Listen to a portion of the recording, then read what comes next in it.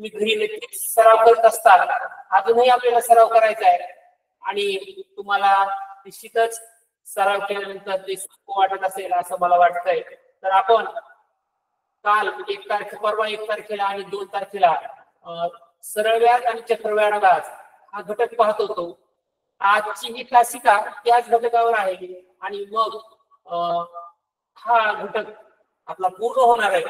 आणि जर काही अजूनही उदाहरण आपली राहिली घ्यायची वेळ यावी तर त्याची पीडीएफ मी तुमच्या आपल्या ग्रुपवर शेअर करेल. तर आपण आज पुढच्या उदाहरणाला सुरुवात करू. सर्वजण तयार आहेत? तर आपण सुरू करूया. आपण पुढचं उदाहरण चक्रवाढ व्याजावरच पाहणार आहोत. पुढचं उदाहरण चक्रवाढ व्याजावर पाहणार आहोत. तर लक्ष द्या इकडं, सर्वांनी जॉईन झाले आहेत तर काळजीपूर्वक लक्ष द्या. आपण उदाहरण पाहणार आहोत.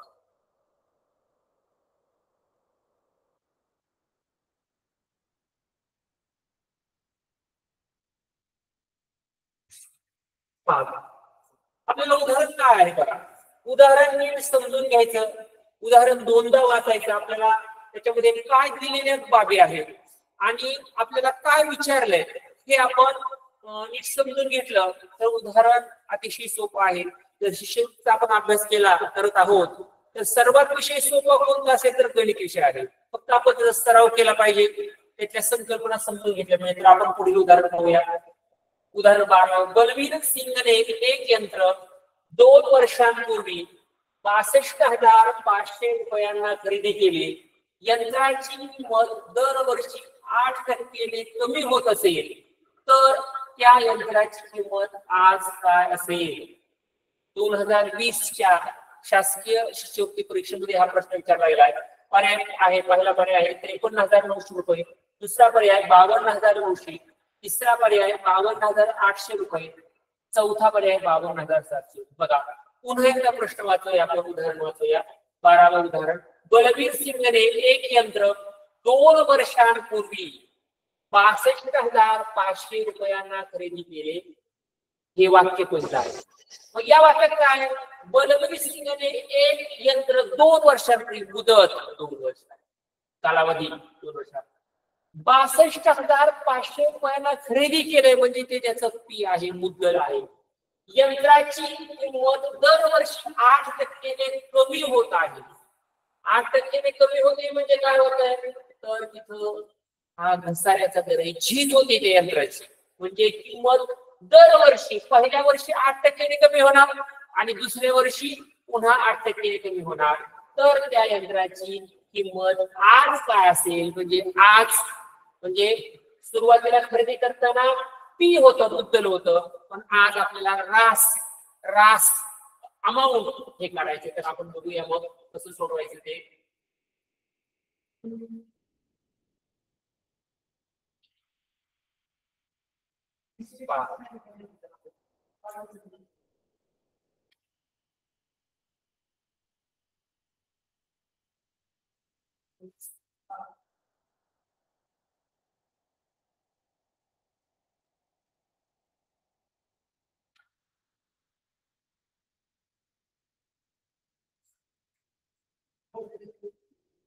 उदाहरण आपण बाजूला घेतलंय.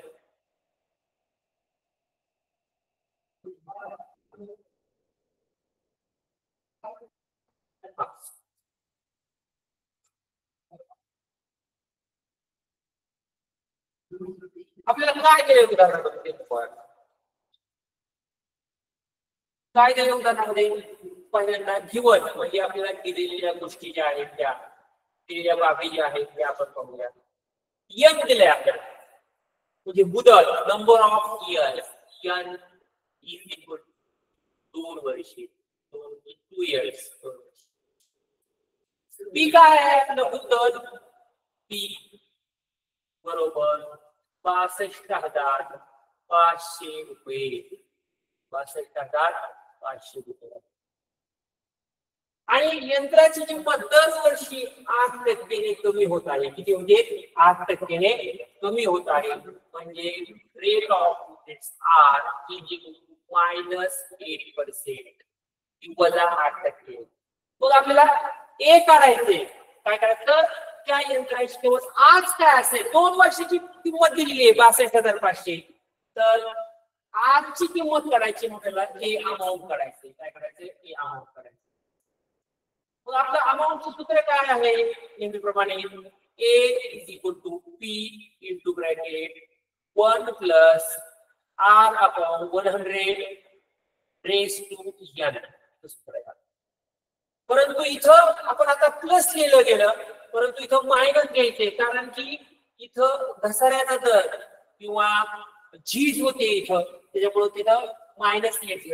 आपण ठेवूया P 62,500 कंसामध्ये 1/1. असं का मांडतोय पुन्हा? तर कोणत्याही संख्येला छेद काही नसतो म्हणजे 1 असतो परिमेय संख्येच्या नियमानुसार, वजा 8/100 याला, आणि कंसाचा दुसरा घात किंवा वर्ग, कारण ती मुदत किती आहे? 2 वर्ष आहे. याला संक्षिप्त रूप देऊ आपण. 4 गुणे 8, 4 गुणे 8 आणि 2 4 25. पुढं बरोबर 65,500 कंसामध्ये 1/1 वजा 2/25 कंसाचा दुसरा घात. आता आपल्याला हा सोडवायचा आहे. 62,500 कंसामध्ये बघा 1 आणि 25 चा गुणाकार 25 येतो. 1 गुणिले 25 25, वजा चिन्ह आहे तसंच 1 गुणिले 2 कंसाचा दुसरा घात. म्हणजे काय आलं? 62,500 कंसामध्ये 25 2 गेले 23/25 कंसाचा दुसरा घात. हेच आपण सोडूया. 62,500 इथं काही चिन्ह नाही, याचा अर्थ गुणाकाराचं चिन्ह आहे. 23/25 गुणिले 23/25. आता 65,500 छेद 1 आहे, मग 25 ने याला भाग द्यायचा आहे. 25 1 25, 25 दुने 50, खाली 12 म्हणजे 125. 25 5 125, 25 0 0, 25 0 0. पुन्हा 25 ने भाग द्यायचा दुसऱ्या. 25 1 25, 25 1 25, 25 0 0, 25 0 0. काय राहिलं इथं? 100/1 गुणिले 23/1 गुणिले 23/1. मग आता म्हणजेच काय? अजून सोपं आपण बघू. 100 गुणिले 23 गुणिले 23. म्हणजे 23 चा वर्ग माहिती आपल्याला, आपण वर्ग संख्या पाठवलेल्या आहेत. 100 गुणिले 529, आणि 529 मी 100 ला गुणलं तर 52,200 रुपये हे काय अमाऊंट आली. 1 लाख. मग 52,900 पर्याय क्रमांक दुसरा बरोबर आहे. आपण काय केले होते? बलवीर सिंगने एक यंत्र 2 वर्षापूर्वी 62,500 रुपयाला घेतलंय. म्हणजे याच्यातला हा ती मुद्दल आहे. 2 वर्षे मुदत आहे, कालावधी आहे नंबर ऑफ इयर्स, आणि यंत्राची किंमत दरवर्षी 8% कमी होत असेल. हा शब्द महत्वाचा आहे. कमी होते म्हणून आपण इथं -1 घेतलंय. वजा 8 जी अमाऊंट येणार आहे पुढची ही नक्कीच काय असणार आहे? कमी असणार आहे, कारण ते त्याची झीज झाली, आणि त्या सूत्रामध्ये या किमती ठेवून आपण ते उदाहरण सोडवले आहे, आणि त्याचं उत्तर 52,900 आलंय. बघा अजून एका पद्धतीने आपण ते सोडूया.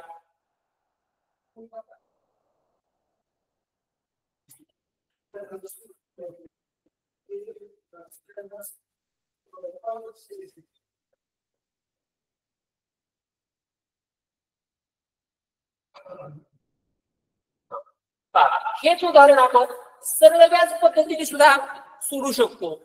याच्यात आपण काय दिलं होतं बघा आपल्याला?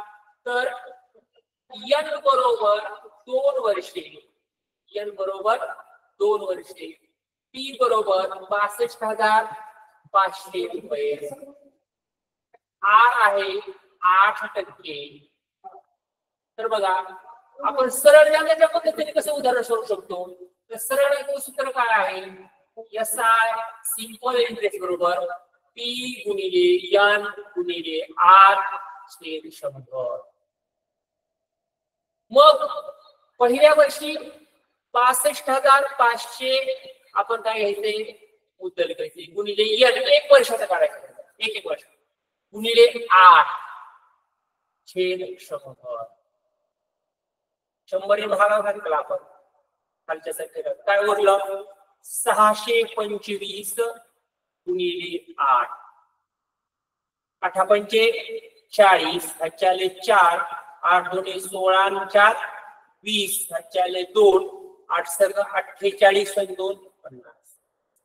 हे पहिल्या वर्षाचं व्याज झालं 5,000 रुपये.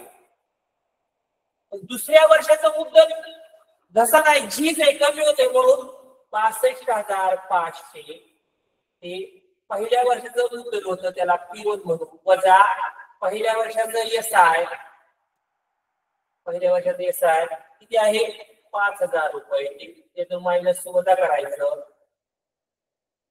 0 0 5 12 5 गेले 7 आणि 5 57,500 हे पुढच्या वर्षासाठी मुद्दल आहे, म्हणजे P2 बरोबर.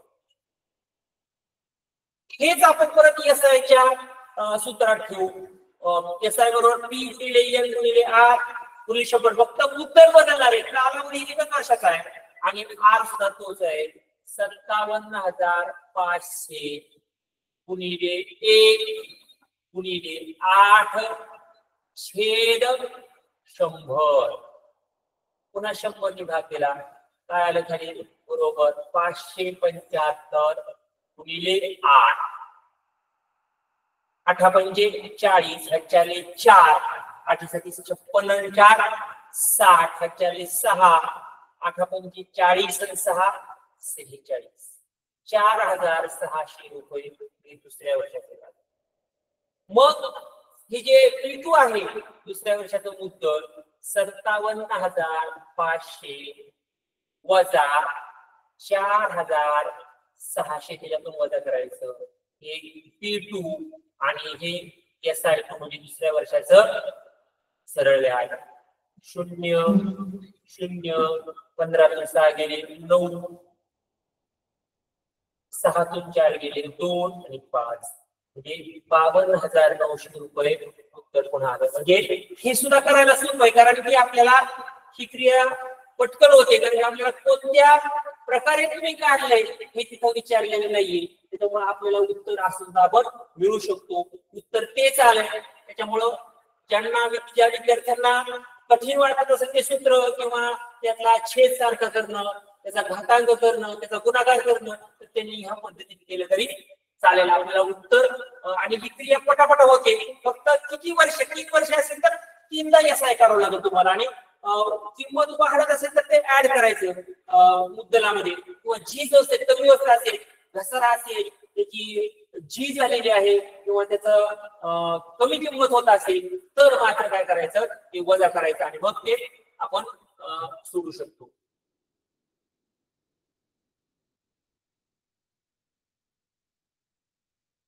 चालतंय, पुढचं उदाहरण आपण बघू.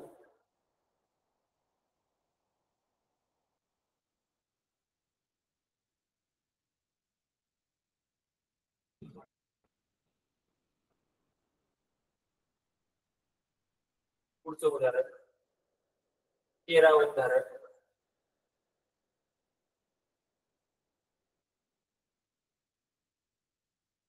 पहा 13वं उदाहरण पुन्हा कसं आहे.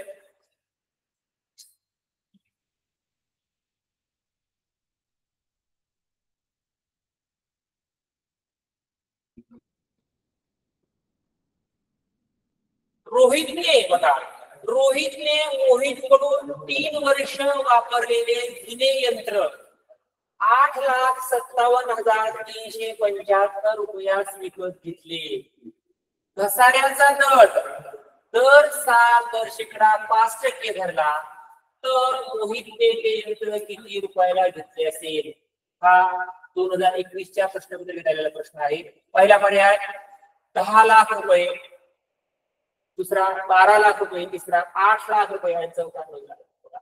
पुन्हा एकदा उदाहरण वाचतो.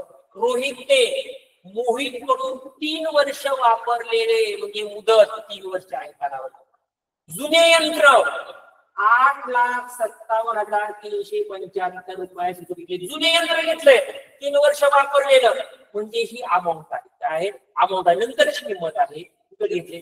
घसाऱ्याचा दर म्हणजे झीज त्याचं कमी होत आहे दरवर्षी त्याचं किंमत कमी होते.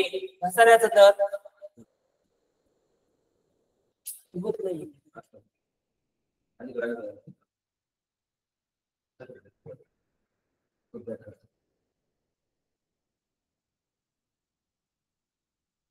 घसाऱ्याचा दर 7 वर्षात 5% म्हणजे दरवर्षी त्याची किंमत 5% कमी झाली. पहिल्या वर्षी 5 झाली कमी, दुसऱ्या वर्षी 5, तिसऱ्या वर्षी 5. तर ते मोहितने यंत्र किती रुपयाला विकत घेतले असेल म्हणजे त्याची आपल्याला पी काढायचंय. आता नंतरची किंमत दिली आपल्याला आपण बाजूला घेतो उदाहरण आणि आपण हे सोडूया बघ.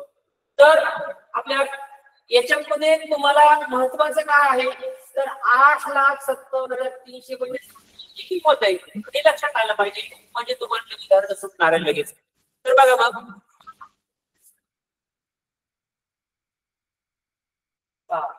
n कालावधी n बरोबर 3 वर्षे नंबर ऑफ इयर्स 3 वर्ष कालावधी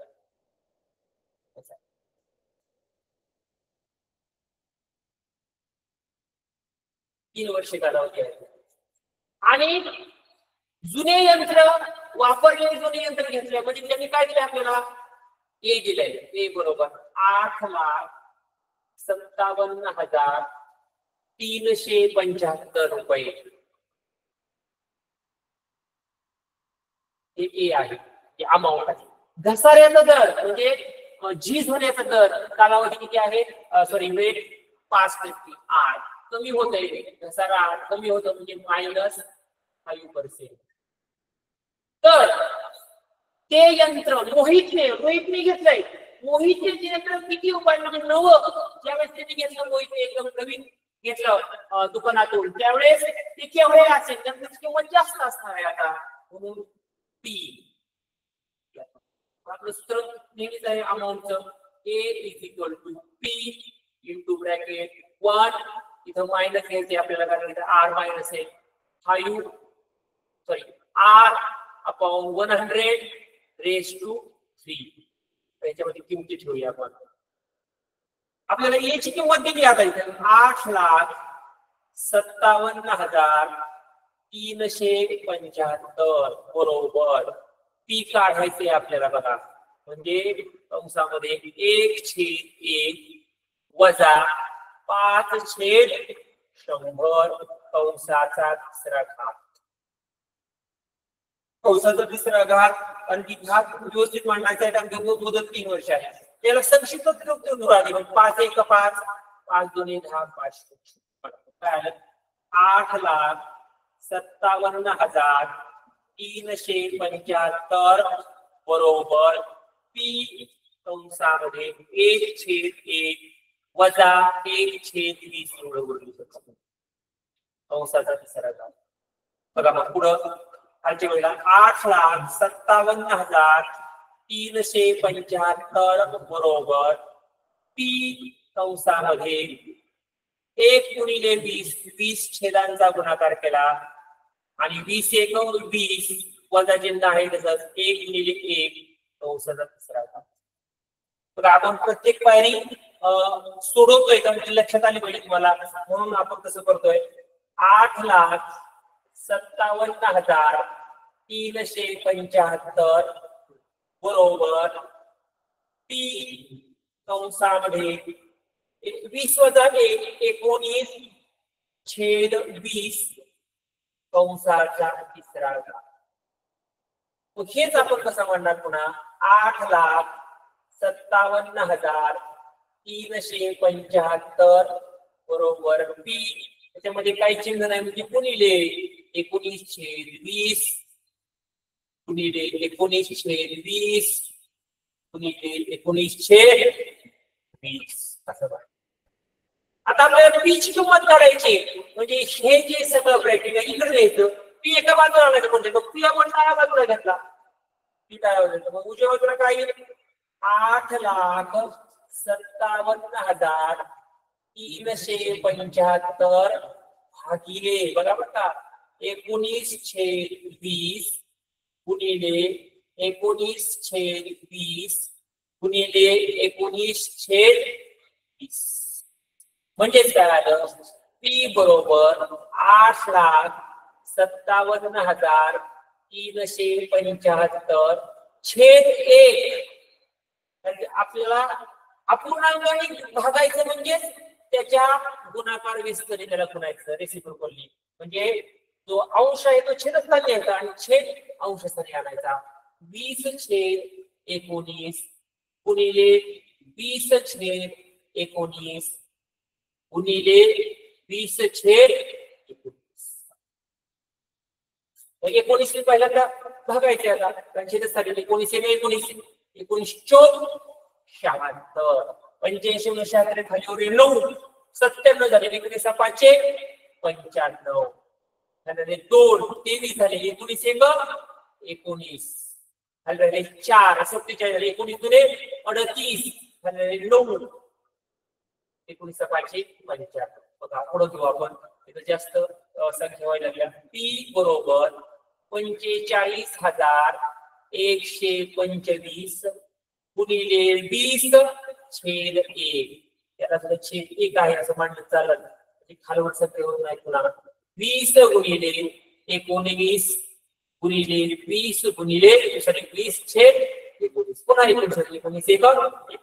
19 गुणे 38 खाली राहिले 7 71 झाले 19/57 71 मधून 57 67 4 14 142 झाले 19/7 133 गेले झाले 9 142 झाले 9 19/5 आता पुन्हा मांडू आपण पी बरोबर 2,375 छेद 1 गुणिले 20/1 गुणिले 20/1 गुणिले 20/19 पुन्हा 19 त्याला 19/19 19/19 झाले 4 19 गुणे 38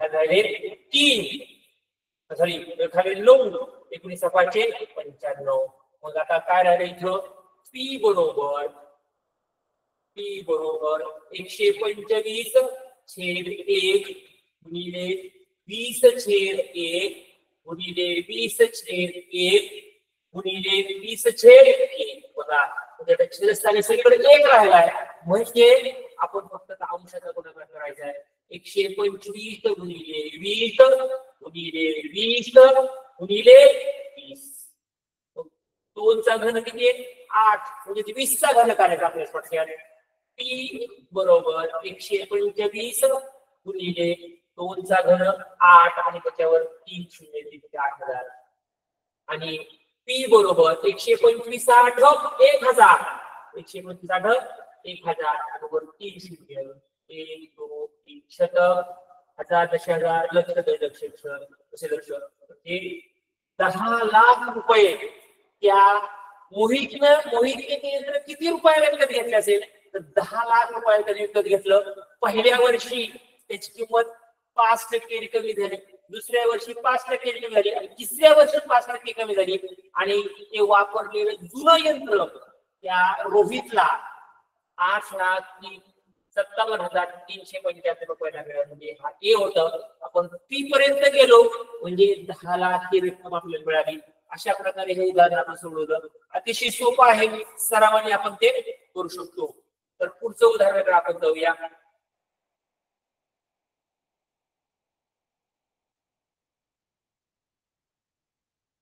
पुढचं उदाहरण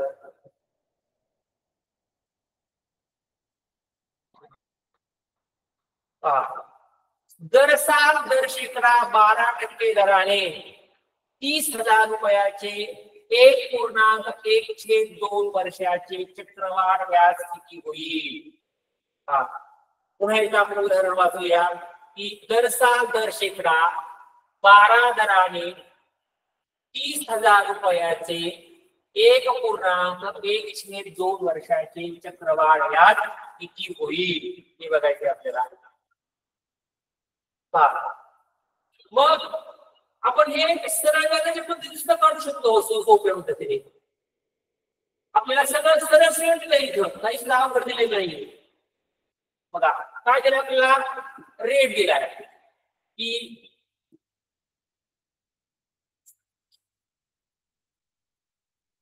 दर दिलाय,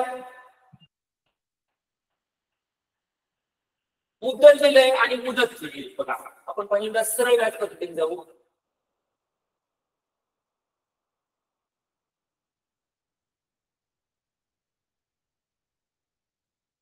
काय केले आपल्याला, R rate of interest R equal to 12%,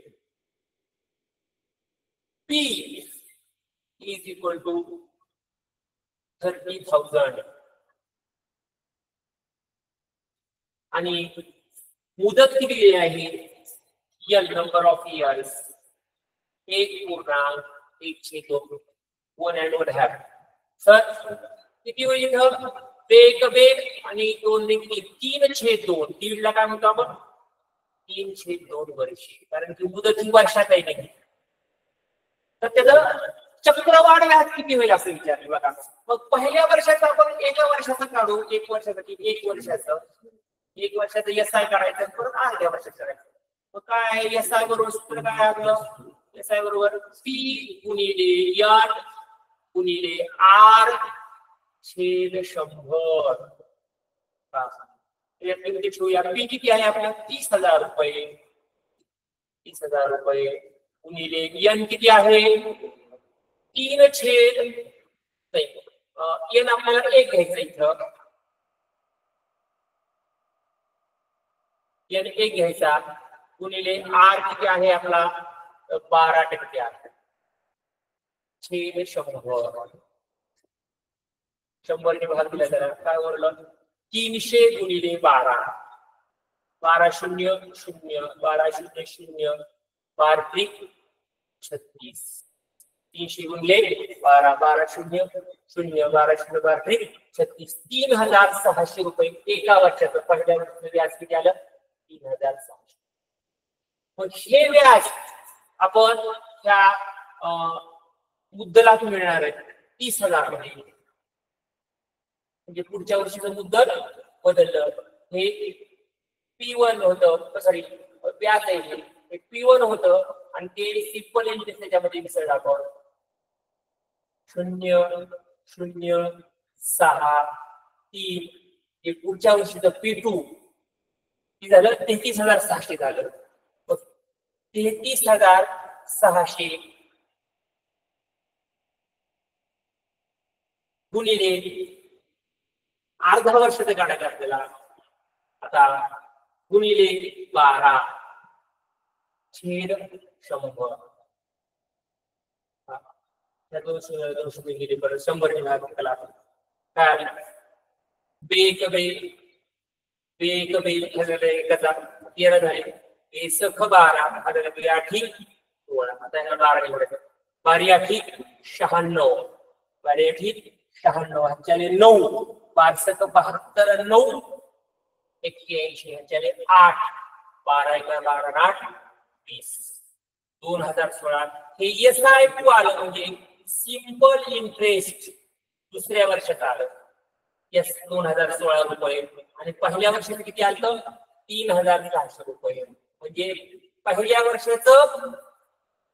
वर्षाचं इंटरेस्ट आहे 3,600 रुपये आणि अर्ध्या वर्षाचं म्हणजे 6 महिन्याचं आहे 2,016 रुपये. मग यांची बेरीज करावी लागेल आपल्याला. बेरीज करावी लागेल 6 1 6 3 2 5 हे 5,616 रुपये पर्याय क्रमांक 4 ही चक्रवाढ बघा. अगदी सोपं उदाहरण आहे. काय केलं आपण सरळ व्याज पद्धतीने केलं की पहिल्या एका वर्षाचं मुदत 1 वर्ष घेतली आणि एका वर्षाचं व्याज 3600 काढून घेतलं. दुसऱ्या वर्षाची मुदत बदलली. फक्त काय केलं मुदत म्हणजे चक्रवाढ व्याजामध्ये दरवर्षीचं व्याज विसरलं जातं. प्रत्येक वर्षी मुद्दल बदलते. पहिल्या वर्षी मुद्दल 30,000 होते, त्याच्यामध्ये 3600 व्याज विसरलं गेलं आणि 33,600 मुदत आहे. आणि त्याची मुदत किती आता 1.5 वर्षाची 1 वर्ष आपण काढलं होतं. अर्धा वर्षाची मुदतीची दर तोच आहे व्याजाचा. 2016 हे 6 महिन्याचा अर्ध्या वर्षाचं व्याज आलं आणि 1 वर्ष 3600 या दोन्हीची बेरीज केली तर 5616 हे त्याचं उत्तर आलं. हेच आपण पुन्हा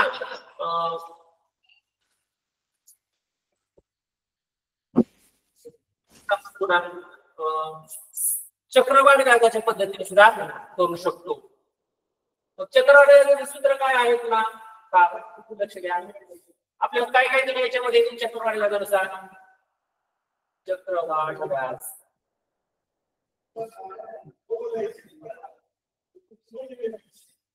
चक्रवाढ काय आहे सूत्र आपले दिले काय आर बरोबर 12 पी बरोबर 30,000 रुपये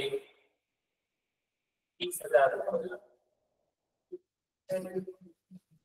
मुदत आहे 1.5 वर्षी मुदत बरोबर 1.2 वर्षी. आपल्याला काय करायचंय व्याज करायचं. आपल्याला अमाऊंट काढलं. अमाऊंट बरोबर काय पी कंसामध्ये 1 अधिक आर छेद 100 कंसाचा काय बघा पी किती आहे 30,000 रुपये. आता बघा आपल्याला 1 वर्षासाठी घ्यावं लागेल.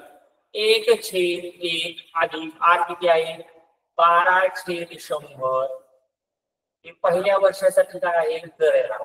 पुढची ते अर्ध वर्ष आहे ते याचं झालं आपलं अर्ध वर्षासाठी 1/1 अधिक 6/100 इथे काय म्हटलं 6माही आकारणी होणार आहे व्याजाबद्दल. ही वार्षिक आकारणी 6 महिने. वार्षिक आकारणी करताना रेट ऑफ इंटरेस्ट आर असणार आहे 12 आणि अर्धवार्षिक आकारणी करताना किती असणार आहे 6% निम्मा असणार आहे. मग हे सोडूया आपण. त्याला संक्षिप्त रूपात आपला 4 त्रिक 12 4 दुने 8 4 पंचे 20 3 दुने 6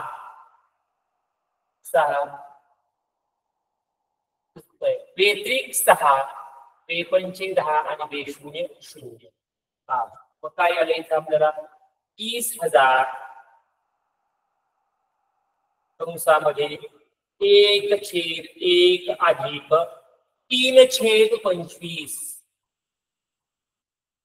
कंसाचा 1 घात नाही म्हणला तरी चालेल. 1/1 अधिक 3/50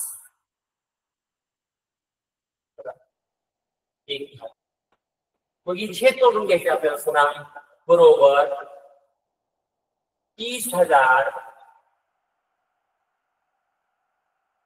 कंसामध्ये 25/1 25 25/1 25 अधिक 3 म्हणजे 28 छेद 25 दुसऱ्या कंसामध्ये 50/1 50 छेद आला याला 50/1 50 अधिक 3 53. आता आपल्या सोडवायची पुन्हा 30,000 गुणिले 28/25 गुणिले 53/50 बघा 10 ने भागलं पहिल्यांदा 25/1 25 25/1 25 डायरेक्ट 5 25 गुणे 50 25 0 0 पुन्हा 5 ने भागायचं 5/1 5 5 गुणे 10 आणि 5 24 काय राहिले मग खाली बघा का 24 गुणिले 28 गुणिले 53. 24 गुणिले 28 त्रिक 84. आजचे आले 8. 28 पंचे 140.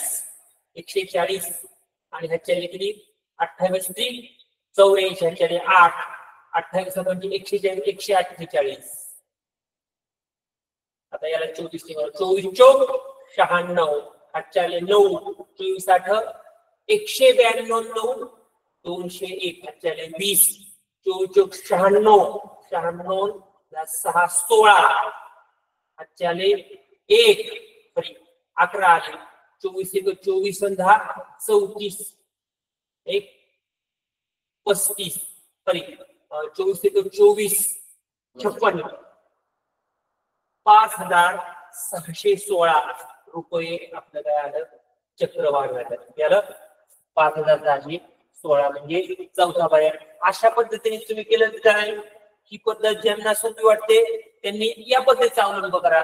ज्यांना अवघड वाटते त्यांनी मगाशी आपण करून दाखवली त्या पद्धतीने केलं तरी चालेल. पुढचं उदाहरण आपण जाऊया.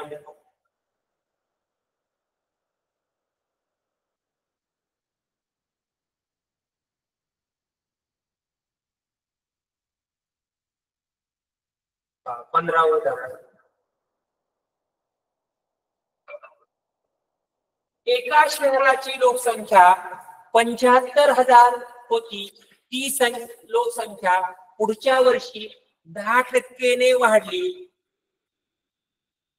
त्यानंतरच्या वर्षी 8% कमी झाली आणि तिसऱ्या वर्षी 5% वाढली. तर तिसऱ्या वर्षाच्या शेवटी शहराची लोकसंख्या किती होईल? 2022च्या प्रश्नपत्रिकेला पहिला पर्याय 9,35,550. दुसरा पर्याय 78,000. तिसरा पर्याय 19,695 आणि चौथा पर्याय 77,950. कसं उदाहरण करायचं आपल्याला सोडवायचंय. अतिशय सोपं उदाहरण आहे. ते समजून घ्यायचं आपण फक्त म्हणजे आपण ते लक्षात येतं लगेच.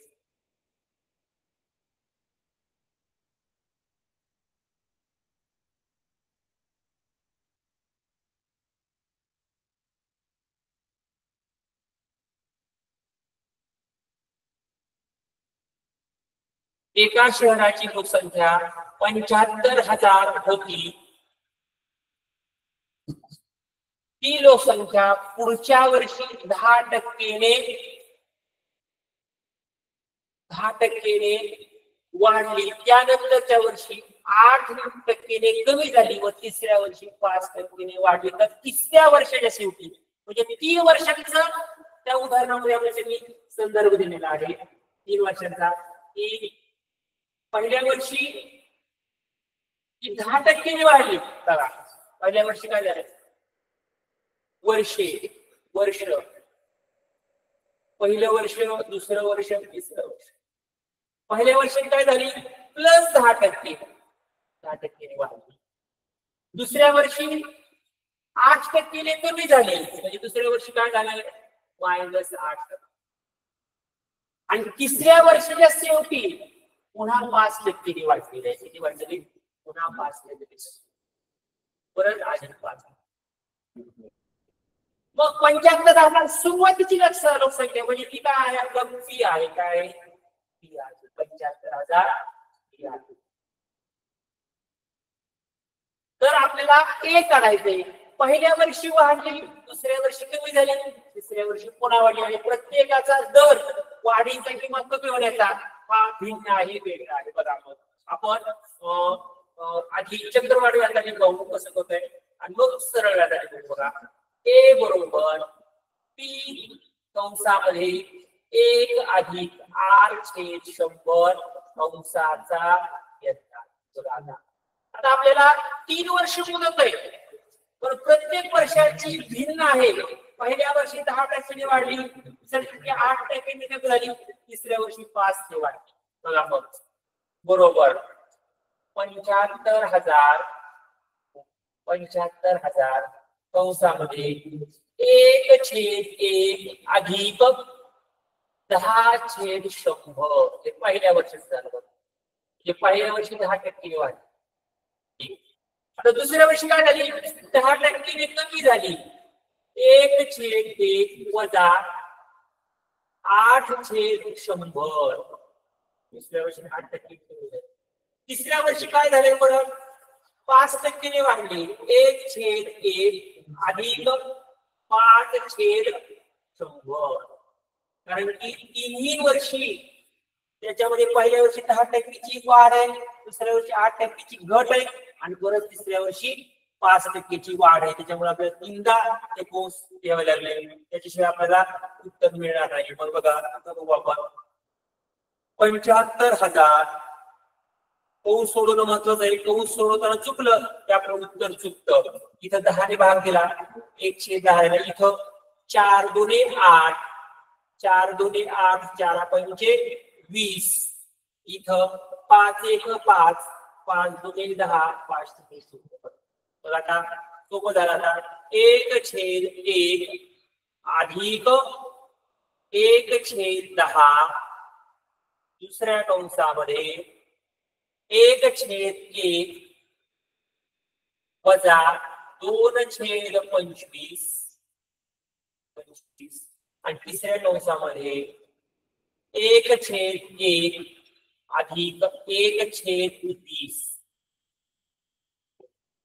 आता आपल्याला कंसाचा बेरीज करून घ्यायची आहे एकदम सोपं आहे आपण छेद सारखी करून बेरीज केलेली आहे बऱ्याच वेळा पाचवीपासून शिकलेलं आहे तर अगदी सोपं आहे त्या अवघड नाही बघा तोंडी सुद्धा करू शकतो आपण गुणिले 10 10 1 10 आणि 1 गुणिले 10 ने 11 आपण डायरेक्ट म्हणतो पुन्हा दुसऱ्या कंसामध्ये काय आहे 25 1 25 25 1 25 वजा 2 1 म्हणजे 23/25 येईल तिसऱ्या कंसामध्ये 20 1 20 आणि 20 1 20 अधिक 1 गुणिले 20 ने 21 आता या प्रत्येकाने काय करायचं याला भागायचं बघा इथं 10 ने भागलं इथं 10 ने भागलं काय होईल आता 25 होईल इथं 25 1 25 25 3 75 25 आणि 1 बे आणि किती 15 1 बे म्हणजे काय उरले बघा आता आपल्याला बरोबर 15 गुणिले 11 गुणिले 23 गुणिले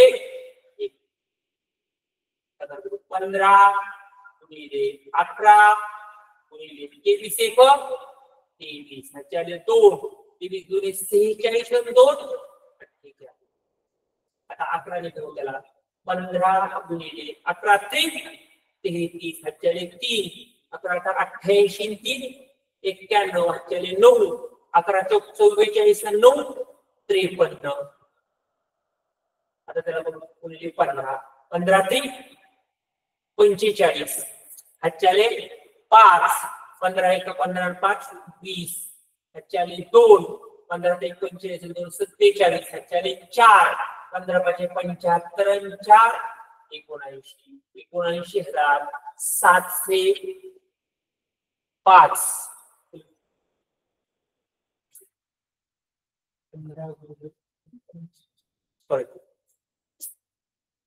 15 3 45 ह्याच्याले 4 15 1 15 4 19 15 4 19 चला 1 15 3 45 ने 46 ह्याच्याले 4 15 5 75 4 19 अशी गणना होते 79,695 पर्याय क्रमांक 3 एवढी तिसऱ्या वर्षाच्या शेवटी म्हणजे त्या शहराची लोकसंख्या असेल हेच उदाहरण आपण सरळ व्याज पद्धतीने कसं करू शकतो तर पहिल्या वर्षाचं पी 75,000 घेतलं आणि आर 75,000 गुणिले 10 गुणिले 1 वर्षाचं भागिले 100 ते काढायचं ते 75,000 मध्ये मी एकत्र अधिक करायचं दुसऱ्या वर्षात ते मुद्दल होईल आणि तिथं मात्र 8 ने गुणायचं 8 गुणिले 1 आणि ते मात्र वजा करायचं आणि मग ते परत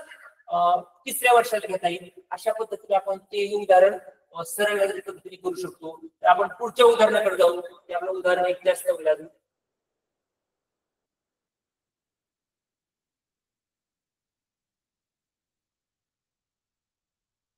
पुढचं उदाहरण एक थोडं मोठं उदाहरण आहे आणि थोडं कठीण आहे. ते आपण घेऊ.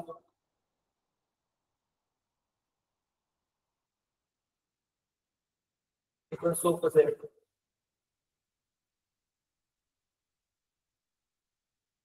सोपं आहे.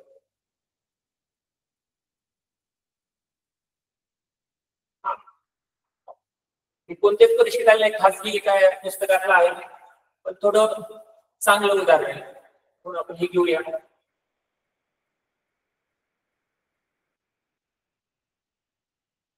विचार करायला लावण्यासारखं उदाहरण आहे थोडं.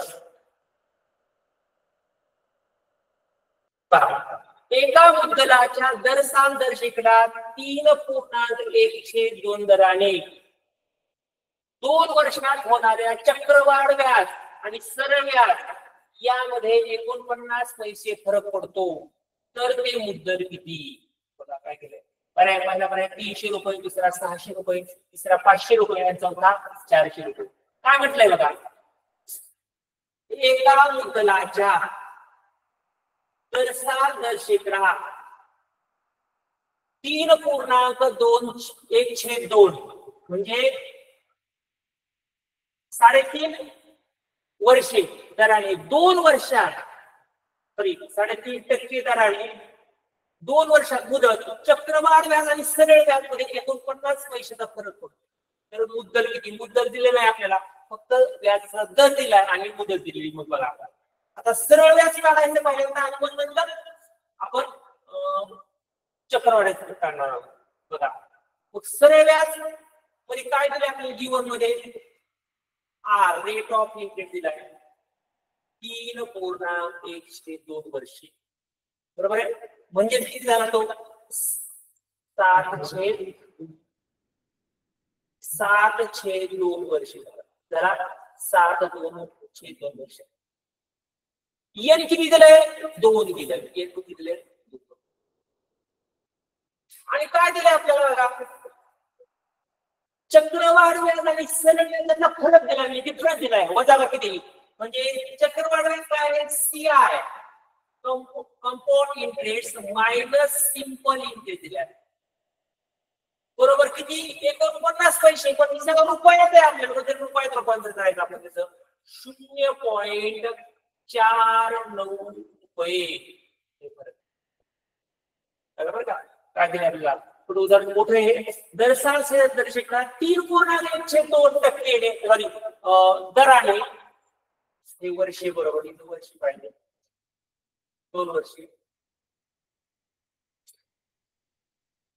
टक्के पाहिजे. टक्के पाहिजे. तर मुद्दल काढायचे आपल्याला पी. पी बरोबर आपण एक्स मागू. काय म्हणलं? पी बरोबर काय म्हणलं? एक्स. एस आय सूत्र काय आपलं? एस आय बरोबर पी गुणिले एन गुणिले आर छेद 100. बघा पी काय आपण मानलंय? एक्स किंमत घ्या. एन काय आहे? गुणिले 7/2. सॉरी एन 2 आहे असं घ्या. आर 7/2 गुणिले एन 2 छेद 100. 7x/100 हे आलं यस आहे. बघा 7x/100 हे आलं यस आहे.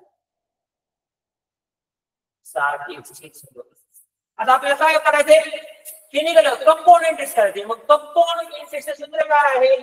सीआय बरोबर, बघा बघा सीआय बरोबर ए मायनस पी. ए अमाउंट मायनस पी म्हणजे काय? सीआय बरोबर पी कंसामध्ये 1 अधिक आर छेद 100 कंसाचा एन घात वजा पी. बघा हे सगळं ए आहे. येथून पी गेलं म्हणजे अमाउंट म्हणून रास म्हणून मुद्दल गेलं म्हणजे कंपाऊंड. डायरेक्ट कंपाऊंड इंटरेस्टचं सूत्र नाही आपल्याकडे, म्हणून आपण ए काढतो ते पी वजा करतो. ते आपण आता डिटेल मध्ये. आता ही किंमत सध्या त्याच्यात ठेवायची आपल्याला. आता सी आहे करायचे बघा. पी किती आहे आपलं एक्स कंसामध्ये 1/1 अधिक किती आहे आपला 7/2. बघा मी कसं मांडणार आहे 7/2/100/1. 7/2 काय आहे आर आणि 100/1. 100ला किती आहे छेद 1 आहे. छेद घातांक 2 वजा एक्स. आता कसं होतं बरोबर एक्स 1/1 अधिक 7/2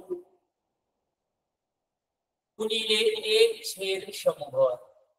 त्याला आपण काय करू बोल मोजतो वजा एक्स. काय खालच्या पायरीला बघा एक्स कंसामध्ये 1/1 अधिक 7/200 कंसाचा दुसरा घात वजा. म्हणजेच काय आलं बघा लक्ष द्या. एक्स कंसामध्ये त्याचा छेदसार करायचा 200 गुणिले 200 कंसात दुसरा घात 200 × 200 आणि 1 गुणिले 7 म्हणजे 207 आहे. 207 माटा काय होईल ह्याचा आता एक्स गुणिले 207 गुणिले 207 छेद 200 गुणिले 200 बघा 207चा वर्ग करायचा आपल्याला. मग हे कुठलं सूत्र होतं एक्सपान्शन आपलं a + b bracket square a² + 2ab + b². म्हणजे काय करायचं 200 अधिक 7 कंसाचा वर्ग. 200चा वर्ग किती 2 चा वर्ग 4 त्याच्यावर 447,000. 200 गुणिले 7 1400 1400 दुप्पट 2800. 7चा वर्ग 49 प्लस 9 4 8 आणि 42,849. बघा 42,849 एक्स काय एक्स गुणिले आणि परत 200चा वर्ग 2 गुणे 4 त्याच्यावर 440,000. हे काय झालं आपलं सॉरी वजा एक्स राहिले. वजा हे झाले वजा एक्स. म्हणजे काय x/1 असेल. x/1 असं आहे. मग आता ह्याचा गुणाकार करण्यापेक्षा ह्याचं काय करायचं आपल्याला लसावी करायचा. त्या दोन लसावी किती 40,000. किती लसावी ह्याला कुणीचा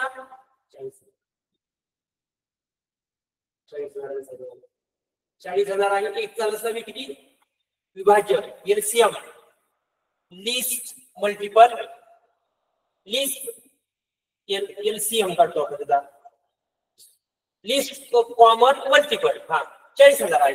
मग किती काय एकच आलं 40,000 आणि 40,000 भरलं 42,000 मानतो होता 42,849 एक्स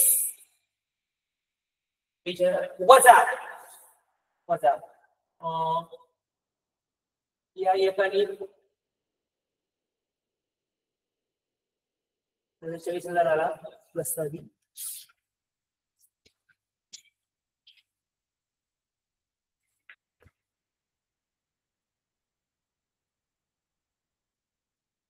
40,000 आला याचा लसावी.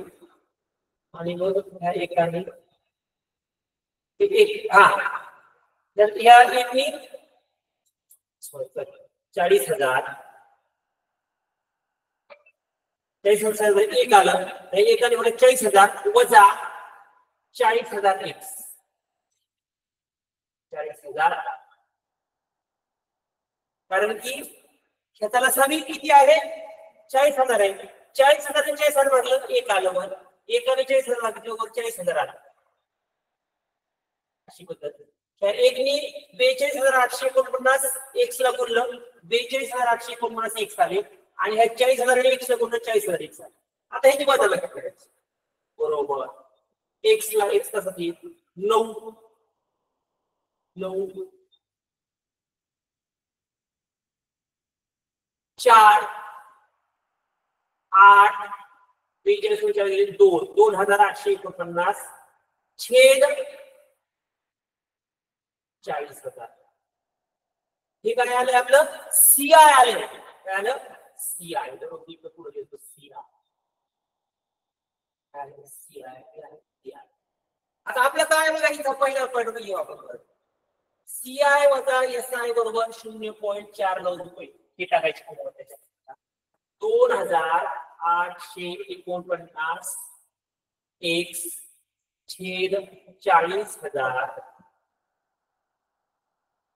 वजा किती आलं एसआय आपलं 7 एक्स छेद 100. बघा आता ह्या दोन्हीचा लसावी काढायचा आहे. 40,000 आणि 100चा पुन्हा किती 40,000 येईल. 40,000 मांडतो सोपं जाईल. 40,000 40,000 मध्ये 1 आलं 100 ने भागलं म्हणजे 400 बरोबर किती आहे 0.4 बरोबर बरोबर 0.4.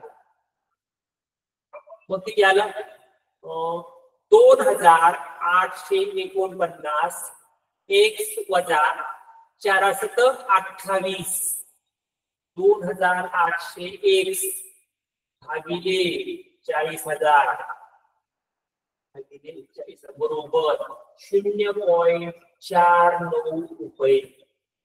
बरोबर बघा 2,849 2,849 एक्स वजा 2,800 एक्स म्हणजे 49 एक्स छेद 40,000 बरोबर 0.49. आता हे 40,000 छेदस्थानी आहे काय बाजूला उजव्या बाजूला औषधाने गुणाकाराची क्रिया होईल. 49 एक्स बरोबर किती 40,000 गुणिले 0.4 49 एक्स बरोबर काही 4 9 36 ह्याच्याले 3 4 चौक 16 3 19 आणि किती 4 शून्य आपण 2 शून्य त्यानंतर 2 शून्य दशांश लागतील. आता एक्स किंमत काढायची आपल्याला. 49 घेतो मी 49 एक्स बरोबर 19,600 एक्स बरोबर काय मग 19,600 छेद 49 49 98 147 49 चोक आणि एक्स बरोबर आलं 400 रुपये. आपण एक्स म्हणजे काय मांडलेलं आहे इथं पी मांडले. एक्स बरोबर पी मांडलं तर 400 रुपये मुद्दल असेल. हे चांगलं उदाहरण आहे. मला आवडलं होतं पण तुम्ही म्हणलं वेळामध्ये हे उदाहरण घेऊ बाकीची उदाहरणं सुद्धा होती. एका मुद्दलाच्या 3 दशांशात 3.12 दराने 2 वर्षात होणाऱ्या चक्रवाढ व्याज आणि सरळ व्याज यामध्ये 49 पैशाचा फरक पडतो. तर ते मुद्दल किती पहिल्यांदा आपण काय केलंय आर 3.1/2 वर्ष म्हणजे 7/2 वर्ष टक्के रेट ऑफ इंटरेस्ट टक्के आणि एन बरोबर 2 वर्ष आहे. मग आपल्याला काय दिलं उदाहरणामध्ये माहिती दोन्हीतला फरक म्हणजे वजा केलेली म्हणजे एसआय सीआय म्हणजे कंपाऊंड इंटरेस्ट वजा सिंपल इंटरेस्ट बरोबर 0.49 रुपये दोन घेतला आपण. हे पैसे दिले आपल्याला परंतु 0.49 49 पैसे चालत नाही कारण की इथं आपल्याला रेट हा टक्क्यात आहे. एन हा वर्षाचा आहे एका महिन्याचा वर्ष करून घ्यायचा रुपये. मग आपण पी बरोबर एक्स मांडलं त्या किमतीला कोण हे एसआय काढून घेतलं 7 एक्स छेद 100 इथं ए मायनस पी इथं हे एचं सूत्र टाकलं वजा पी आणि ते सगळं करून आपण सी आय काढलं आणि दोन्हीची वजाबाकी ही किंमत त्याच्यामध्ये ठेवली आणि मग दिलेल्या अटीप्रमाणे सी आय मायनस बघा C I minus S I बरोबर किती 0.49 रुपये 0.49 म्हणलं वाचलं पाहिजे 49 वाचणं चुकीचं आहे 49 रुपये आणि ते सोडवल्यानंतर आपल्याला एक्स ची किंमत होती पी मुद्दल हे आपल्याला किती आलं तर 400 रुपये मिळालं पर्याय 4 आलं तर आपण 1 2 3 दिवस सरळ व्याज आणि चक्रवाढ व्याज माझ्या परीने मी प्रयत्न केला आणि मला ही संधी दिली अजूनही काही उदाहरण आहेत पण आपण एक त्याचा बराचसा कंटेंट जो महत्वाचा आहे तो शिकलेला आहे विद्यार्थ्यांनी सराव करावा आणि तुम्हाला जी पीडीएफ आहे त्याची मी ते शेअर करेल किंवा तुमचे शिक्षक जे असतील विषय शिक्षक गणिताचे तेही अजून तुम्हाला चांगल्या प्रकारे सांगू शकतील तर आज आपण इथं शिका थांबूया धन्यवाद तुमचा मोबाईल नंबर द्या ना काय अडचण आहे तुमच्या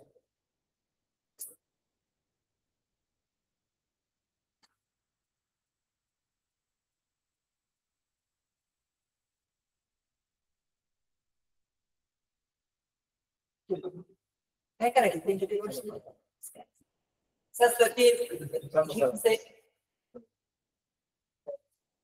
त्यांची एक्सपर्ट